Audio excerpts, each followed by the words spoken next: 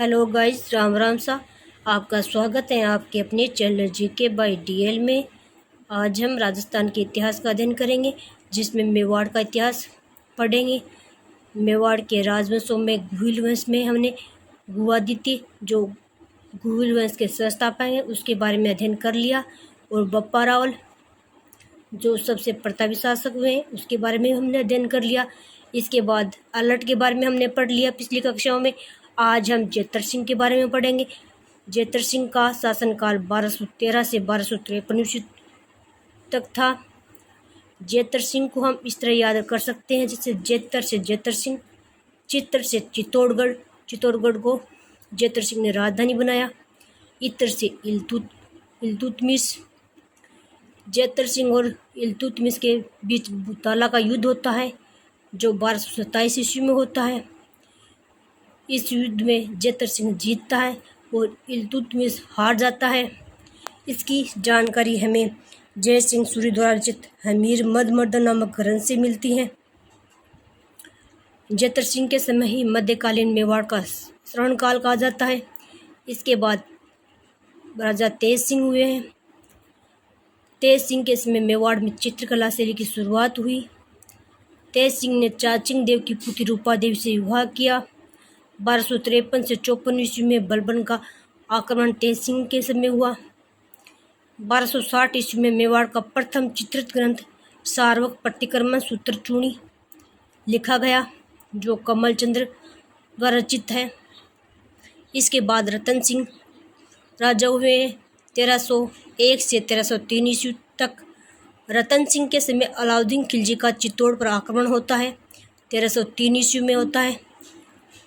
अलाउद्दीन खिलजी का चित्तौड़ पर आक्रमण के कारण इनकी साम्राज्यवादी नीति थी। इसके कारण वह चित्तौड़ पर आक्रमण करते हैं। अलाउद्दीन खिलजी अपने साम्राज्य का विस्तार करना चाहते थे, इसलिए इन्होंने चित्तौड़ पर आक्रमण किया।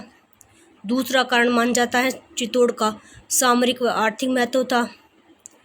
और तीसरा कारण 1299 ईस्वी में समर सिंह ने टैक्स लिया था, इसलिए इन्होंने आक्रमण किया था। ऐसे कहा जाता है कि अलाउद्दीन खिलजी गुजरात जा रहे थे, तो गुजरात जाने के लिए चित्तौड़गढ़ से होकर जाना पड़ता है।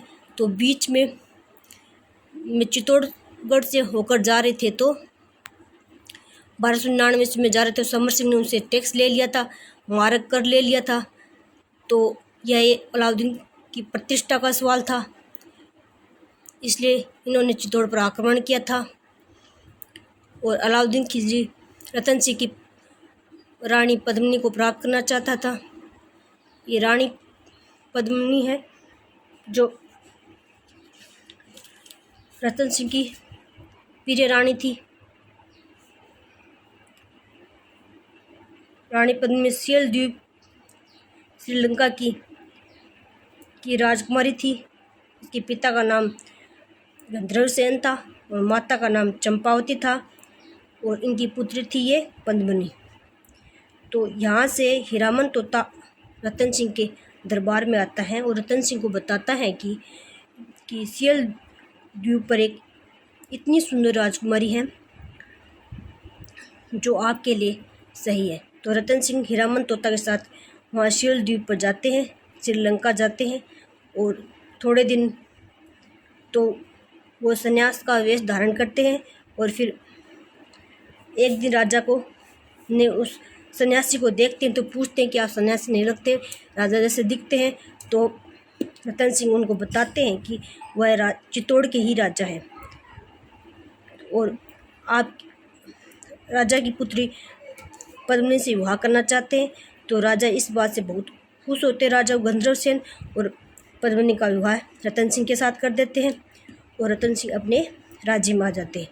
रतन सिंह के दरबार में एक विद्वान हुआ करते थे, राघव चेतन, जो एक बार पद्मिनी को देखते हैं तो उस पर मोहित हो जाते हैं। तो इस बात का पता रतन सिंह को चलता है। तो रतन सिंह राघव चेतन को अपने दरबार से, अपने राज्य से बाहर निकाल देते हैं। तो राघव चेतन, जो अलाउद्दीन खिलजी के दरबार में जाकर बताते हैं कि रानी पद्मिनी इतनी सुंदर है कि जब वो पानी भी पीती है तो ऐसे कंठों से ऐसे दिखाई देता है वह किस तरह से पानी पी रही हैं। तो इस बात से अलाउद्दीन खिलजी सोचता है कि उस रानी को तो प्राप्त करूं। तो वहाँ चित्तौड़ में आता है और चित्तौड़ में आता है तो रतन सिंह के दरबार में आता है। तो इस बात का पता रतन सिंह को चलता है। तो वहाँ की रानियों ने रानी पद्मिनी ने 1600 महिलाओं के साथ जौहर करती हैं और रतन सिंह के नेतृत्व में केसरिया होता है पुरुषों के नेतृत्व में। यह चित्तौड़ का पहला साका माना जाता है। 25 अगस्त 1303 में पहला साका होता है। आज के लिए बस इतना ही। धन्यवाद साथियों।